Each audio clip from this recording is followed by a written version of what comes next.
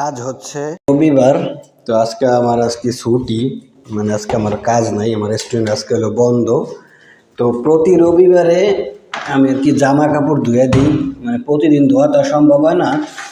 তো এইটা হচ্ছে ওয়াশিং মেশিন, এই জামা কাপড়গুলো ধুইছি, এখন এইগুলো আবার নাড়তে হবে। তো বিদেশে যারা আছে তারা জানে প্রতিদিন জামা কাপড় ধোয়া হয় না, যদি আইসা ওই সপ্তাহে একদিন যেদিনকে ছুটি থাকে ওই ছুটির দিন আর কি জামা কাপড়গুলা ধুয়ে দেয়, আবার এক সপ্তাহ পরে ধুয়ে দেয়। তো যাই হোক, কারো কারো কোনো কোনো দেশে শুক্রবারে ছুটি থাকে, আর যেহেতু ইউরোপে বেশি হচ্ছে রবিবারে ছুটি থাকে। ইউরোপে যেহেতু খ্রিস্টান বেশি, এই কারণে সেই দেশে রবিবার হচ্ছে ওদের বড়দিন, এই কারণে রবিবারেই ছুটি থাকে। তো যাই হোক, এখন হচ্ছে এইগুলা যে আবার নাইরা দিতে হইব, তো বাহিরে এখন নাইরা দেব। এই যে হচ্ছে আমার বাসার ব্যালকনি।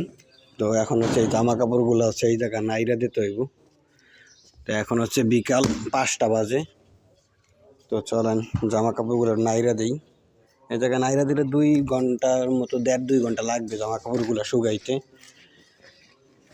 তো যাই হোক, প্রবাসে যারা থাকে তারা জানে, মানে ফ্যামিলি ছাড়া বা যাদের ফ্যামিলি আছে, বাবা মা আছে বা ওয়াইফ আছে, তারা জানে যে এই কাজগুলা আগে ফ্যামিলি দিয়ে করানো গেছে, আর এইগুলো এখন নিজেদের করতে হয়।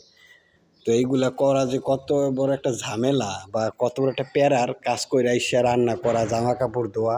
তো যাই হোক, ওই যে দেখেন ওই যে একটা কম্বল দেখা যায়, ওই কম্বলটাও আমার, ওইটা সকালবেলা ধুয়ে দিছি। এখন হচ্ছে এই জামা কাপড়গুলো ধুয়ে দিলাম। তো এইগুলো এখন আবার এইখানে নাইরা দিতে হইব। আর ওই যে নিচে যেটা দেখা যায় ওটা হচ্ছে, এখানে আছে মাঝে মধ্যে আমরা পিৎজা বানাই, ওটা হচ্ছে পিৎজা ফর্ন আর কি। তো যাই হোক, ভালো থাকবেন সবাই, ধন্যবাদ। এগুলো এখন নাইরা দিই।